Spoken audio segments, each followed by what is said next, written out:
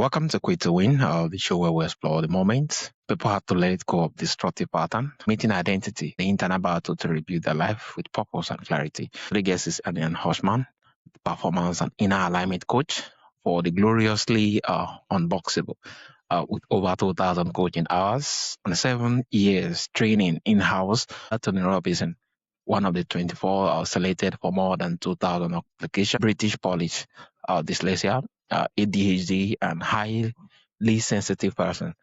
Spent the better part of 4 decades asking all of it before she understood herself well enough to stop. She's the creator of the Lighthouse Leaders Framework and the host of Neurodivergence Unplugged, messy, magnificent story from unlikely rebel. Now is a candidate that has her turning points in a single dramatic moment. She's resilient and she kept going longer than when she had. What made staying no longer an option came in layers. First, the misalignment of values, burnout, now pre-menopause. In her word, the universe kept sending signs until she finally listened. It's really a pleasure and honor to have you on the show. Thank you. Thank you. It's exciting to be here. Yeah, thank you so much. So you have said that you spend most of your life either muted or too much. Yes. What did that constant recalibration between the two actually feel like day to day? So you're asking me what it feels like to be live muted or feeling like a too much? Yeah, I mean, it really impacted my confidence. I lived my life with this secret fear that I might actually be broken, that there's something wrong with me. And that shows up, even if you don't speak those words out loud, that shows up in your actions and how you live your life and how you speak. Because I was ultimately defensive. Yeah. In how I lived my life because I had this fear, right? I didn't want anybody to find out, so I was overcompensating. And what it meant was that I was not really fulfilling my potential in any of the roles that I had while I was doing that. So that included working in real estate, in working as a teacher, working in recruitment, and in all of those jobs, I really, really struggled. And I had, earlier when I was a student, I had various other jobs as well. I kept having problems. Yeah. And the problems were that I didn't know myself and I didn't know that it was okay to be so sensitive. I didn't know that it was okay to not enjoy loud, noisy environments, right? I felt like I had to try and be all of those things. And I did have these feelings that people talk about this, and I certainly experienced this myself, that I felt that it seemed as if everybody got the playbook for how you're supposed to be a human in the world, and I didn't. And I was the one who was trying to figure it out. And it just also, it was like hieroglyphics for me. I couldn't make sense of what was happening until I understood. There were several points in my life which were quite pivotal. I think getting into the coaching world and understanding that you are not your thoughts, that you don't have to be, you have a certain amount of control and agency over your life. Those kinds of things were quite liberating when I first came across them and understood that I could actually make different choices. Because I think up until now, I was making choices which I thought other people would approve of rather than choices which really fitted me as a person. Yeah. So when I came across coaching, I thought, this is amazing. Like I can actually make different choices. And so that was really important to me. But also it only took me a certain way. And it was when I understood that I am neurodivergent, and that came through my son. Actually, when he was 5, he was having a lot of troubles at school. He's 12 now. When he was 5, he was having troubles at school, crying every day before school, and we could see that he was really stressed, but he couldn't explain to us why. And he would actually try push us away because he didn't want it. Somehow it was triggering for him when we were close by, and he could cope better when he had to steel himself against the pain at school. And we took him to a psychologist, and she was the first person to suggest that he might be autistic or have ADHD. And because his brain works so much like my own brain, I had to ask myself at that point, is this true for me too? Now, that's such a huge paradigm shift, right? You know, the world as you see it, you thought you were one person, and then to suddenly realize Yeah, you're a I different might person. Yeah. actually be wired completely differently. And who I was trying to be would be great for a neurotypical person. And that's why it didn't work for me, because I don't fit in that mold. And so I went into a deep rabbit hole of research, trying to learn everything I could about autism and ADHD. And then I was diagnosed with ADHD at 44. I do Whoa. think I probably have autism as well. I've had 2 referrals, but I, for many reasons, haven't gotten around to it yet. My son, however, didn't get diagnosed the first time, but he was recently diagnosed with autism. So that's now being confirmed. And that's also why I think I probably do, because our brains really, I completely get how his brain works and identify with a lot of his experiences. So when I understood all those things about me, that my brain is wired differently, that I don't have to feel guilty for being so bad at time management, or that I'm so inconsistent, because I can be good at it in one place and terrible at it somewhere else. And, you know, that there are so many things like that. I realize I don't have to do those things anymore because actually they don't suit me. And also understanding that there is actually a huge community of people. It's probably 20% of the population that is neurodivergent, which is 1 in 5 people. Yeah. That means that you definitely know someone who's neurodivergent, whether you or they know it or not. Learning about this and finding my people also was really liberating, because I suddenly realized that when I talked to these people, I didn't need to mask anymore. I didn't need to pretend. And I was completely unmuted. I was never too much. In fact, a lot of these people have now, you know, want to work with me in various different ways, because there's such a good vibe and we get each other and we can build on each other's strengths and on each other's ideas. So it's completely changed who I am, just knowing that I am wired differently. Yeah. Oh, it's really empowering getting to kind of know after a whole lot of trying to fit in while growing up. Yeah, it's really a whole lot, and it's really amazing. And also, you make reference of the fact. Yeah. I guess what I didn't talk about is the fact that I was also, so my parents are Polish and I was born and raised in England, but my home was very much Polish. So I thought that that's what made me weird. Yeah. I thought that it was just because I had like these immigrant parents that made me weird. But then, you know, looking back, I realized I had all of these I knew all these other people, some families, right? There's a huge Polish community in London that a lot of them didn't have those same problems as I did. So, but I didn't I didn't make all of those connections at the time. I just felt like awkward in every single environment. And it was only when I was 13 did I first start making a good group of friends. And now, you know, we know that probably half of them are neurodivergent as well, if not. Wow, that was really amazing. See what else? You just, looking forward to those who actually align with you then, or into the fact that you didn't fit in, and others see to it to actually relate with you, and the fact that the only people who get to relate with you were neurodivergence or something related. It's a lot, and it's really amazing. And I think it's very empowering when you just make reference on the part to getting to notice those patterns and having to take control that, you are not your thoughts, and I have control of the agency over your life. It's amazing when you said that.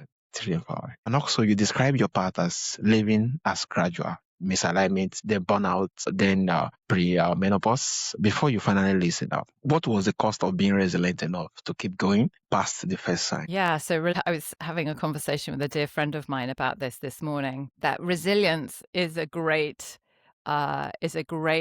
characteristic to have. And I think probably most neurodivergent people are very resilient, but there is also what you call toxic resilience, where you're doing it, you know, you're too resilient and you're going past the point where you should, you know, starts getting really unhealthy for you. So rather than it being a strength, it's now weakening you. Right. And you end up staying in relationships for too long that are really bad for you, which I've done. Right. You end up staying in jobs which are bad for you, where you could be doing something way better, something which is a lot better aligned with your natural strengths. But you stick to it because you feel like you have to stick to it and stick it through and be resilient. But that, that is then becomes toxic. A lot of the reasons why people also stick to things is because of the fear of the unknown. Better the devil you know than the devil you don't, as the saying goes. Yeah. But yeah, and burnout's no joke, right? When you're burnt out, you stop being able to function properly. And it can take months and years to recover from burnout. And when someone is really highly masking and trying to, fit in and present in the way that they think everybody else will accept, it's like walking on eggshells. Your nervous system is at a heightened level the whole time. You never get to relax and come down from that. So it's inevitable that you'll be on a burnout roller coaster if you live your life like that. Yeah, so true. It's really amazing. You just make reference of resilience, and there's something also being called over-resilient, and getting to know when to pause and be able to tune down a whole lot of stuff is really key. That when you get to burnouts, the whole lot of things that you get to do, you can't do them anymore into that particular state. Yeah, it's a lot. But I think it can be a real gift also. If you get burnt out, you have to ask yourself, what is it that caused this burnout for me? Am I in the wrong environment? Am I masking? Am I overcompensating because I believe that I should be doing it one way, but actually it doesn't work for me? And I believe that there are always more options available, right?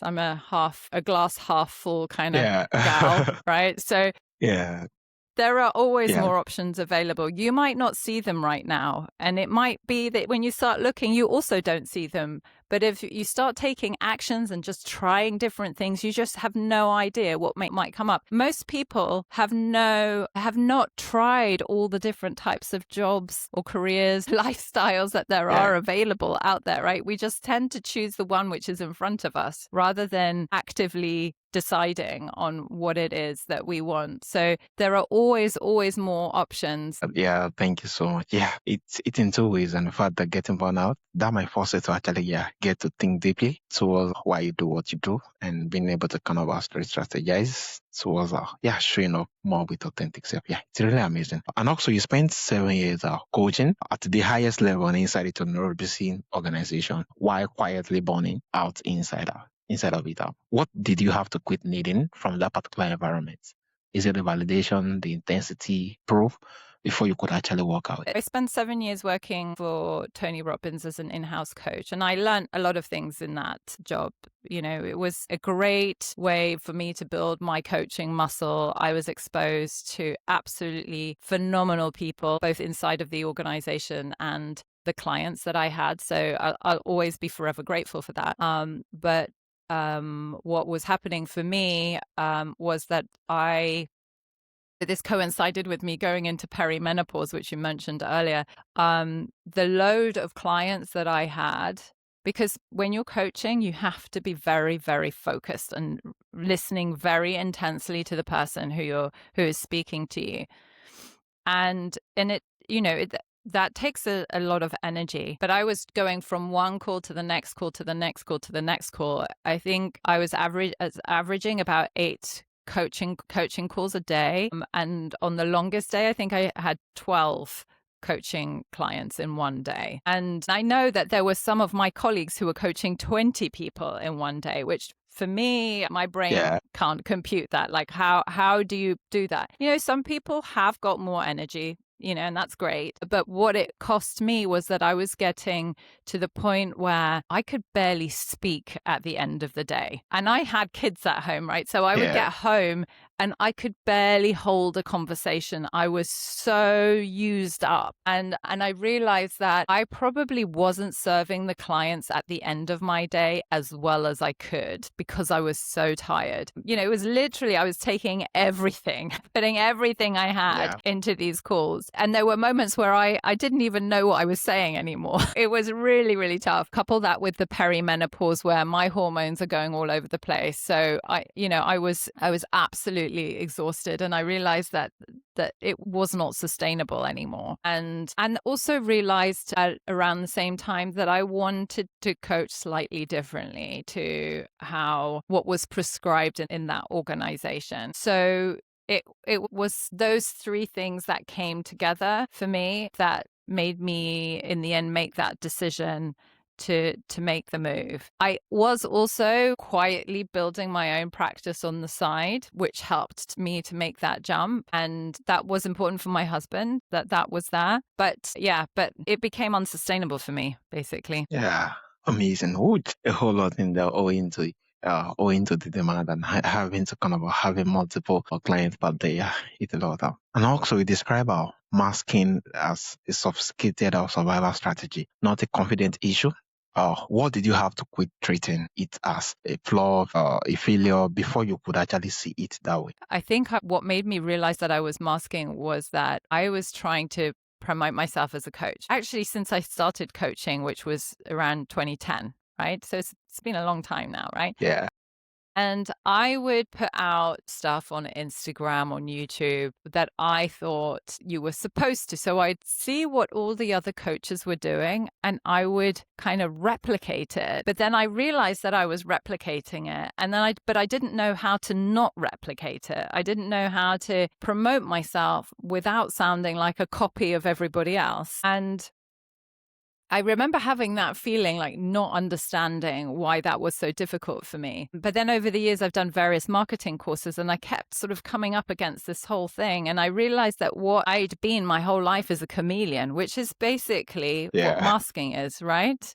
I'd yeah, been a chameleon. I'd been just reflecting the environment that I was in. And I didn't know how to step away from that and just be me. yeah. Stepping away from that, yeah, and just being you.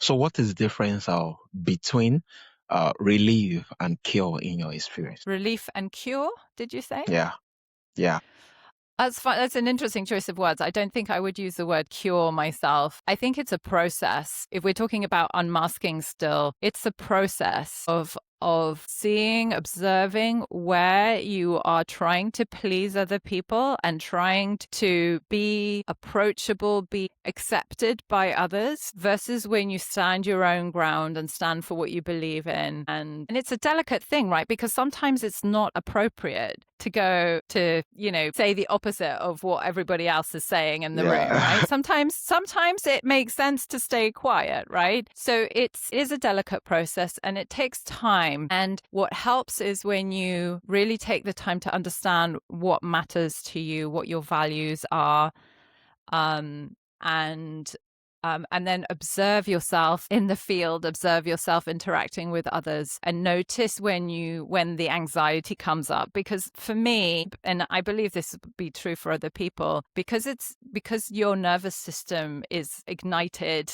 at yeah, the point when you're masking, there usually comes some kind of physical sensation around that. Like for me, it's like a knot in the throat, or I notice that I can't talk properly. I don't feel comfortable. So it's noticing all of those patterns that you're running and, and slowly unpicking them. Okay, so I know that this kind of environment triggers me. So should I keep going into that environment, or can I change the way I look at that environment? Can I change the way that I show up in that environment? How would I like to show up in that environment that feels good to me, that feels like I can relax? And it's a lot of testing, a lot of trial and yeah, testing and experimenting and figuring it out step by step.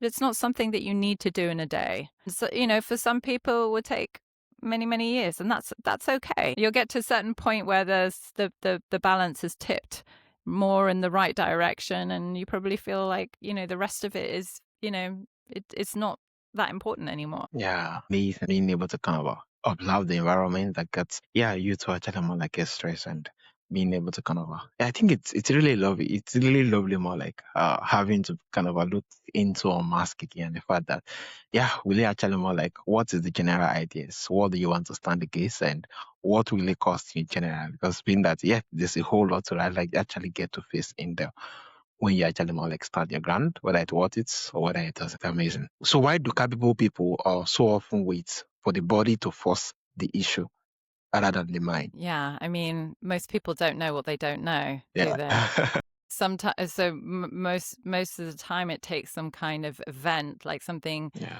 significant for us to to question what we've always believed to be true. Yeah, I mean, and that's why those, we can look at those things as a gift.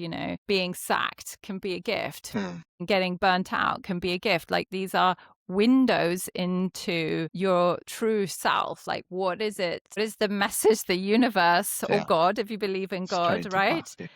Yeah, is trying to communicate with you in that moment. And I think the people who are successful in making a transition are the ones who do question and who are self-reflective and who take the time to try and learn and see the world from different perspectives.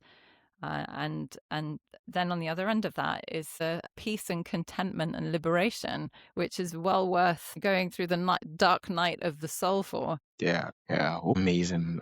Those events comes around, to make us deeply, and most times we don't know what we don't know until those particular situations come into it. Yeah, amazing. So you talk about building the right condition instead of pushing harder through the wrong ones. What is the one condition most high performers wired differently people need to quit sacrificing first? That is such a good question. What's the one condition that wired differently people need to stop sacrificing? Sacrificing first, Ultimately, what this is about is your nervous system on high alert or is it relaxed?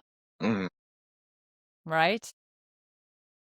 Yeah. If you feel like you have constant tension in your body, you have stomach issues, you have pain, chronic pain in parts of your body, problems with your jaw from like clenching your mouth, or problems with your teeth from grinding your teeth, headaches. Like, if you're not well most of the time, that is a signal that there is something really misaligned in your life. And, it could be a simple allergy, or it could be that you're living your life with your nervous system on high alert the entire time. And unless you feel peace and comfort in your own body, then it's good to question what is it really that's going on for me right now. And listen to podcasts, read books, see what resonates, what speaks to you.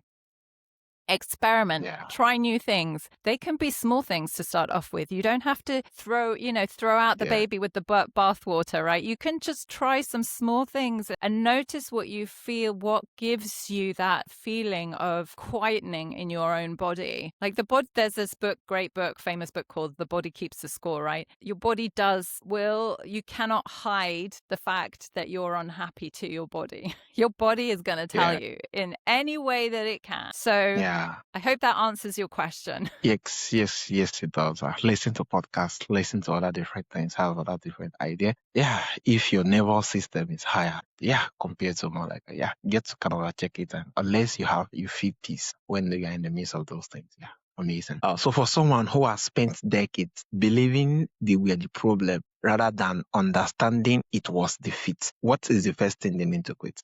You're not broken. You're just trying. It's like a square peg trying to fit a round hole.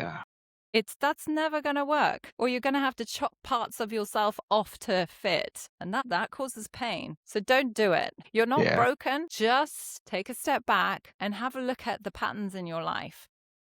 Where have you thrived? What really shuts you down? Where do you really struggle? You are not broken. I think this is really reassuring, right? Taking back your time again and say, I'm not broken. It might just be the system. It's really amazing. And thank you so much. I'm just going to say that it sounds all really simple. And of course, in practice, it takes a lot of work. Time and energy, and it can be very disruptive to completely change how you live your life to try and fit with your wiring. But you don't have to do it all at once, right? You can take steps towards it, small little steps, and get support, like with somebody from somebody like me, or there are a number of other experts out there. Like I said before, read books, get informed, try and understand yourself as much as you can. And then you can start making the changes. It might mean that you need to retrain yourself in a different field, right? Or like there are people who are creating their own jobs right now. A lot of neurodivergent people are super into AI. And and jobs are coming up like AI prompt engineers, which a year ago didn't even exist. And they're creating their own jobs for themselves, right? Because other people don't have the patience to figure it out. So like, get curious about where you're, what interests you, what lights you up, and what, where do you thrive? If you love being by yourself in a quiet, dark room, that tells you something. Yeah. Right? Get curious. You're not broken. You just might not be in the right place for how you're wired. Yeah, you are not broke. Yeah, you just have to get in the right place for how you are wired. Yeah, this is really amazing. And the fact you just make reference to that, take process to be able to kind of being able to kind of have every of this particular coming out from those particular burnout. And it's a process, read books and do other things. Amazing. So where can my listeners find the podcast, the Neurodivergent Unplug, and connect with you? So Neurodivergent Unplugged, messy, magnificent stories from unlikely rebels is a great passion of mine. It's sharing lived experience of high-performing neurodivergent people who are doing amazing things in the world. And they're so diverse, they're so different. I really highly recommend, if you're curious about what these people might look like, to listen to that podcast. That's found on Spotify and Apple. I'm guessing on other platforms as well. I don't fully understand it. Yeah. And you can also find me at my website, Ania, Ania Hulsman, which is HULSMAN.com, AniaHulsman.com. And I'm also on LinkedIn, where I share my insights. And people can also sign up to my newsletter, which I am activating right now. So if you want to keep up to date with what I'm doing on my website, there is a place where you can sign up. Yeah, amazing. Thank you, Ania. Thank you. Yeah, thank you for a reminder that the sign often arrive quietly in misalignments and exhaustions long before they arrive loudly. It's exactly what this audience are needed to hear. And for those who love to connect, check the show notes. You see the link where you can easily connect. Remember, staying inside line drawn for someone else is never a safe option. Building from your own ground is, once again, the pleasure and honor having the show. Thank you.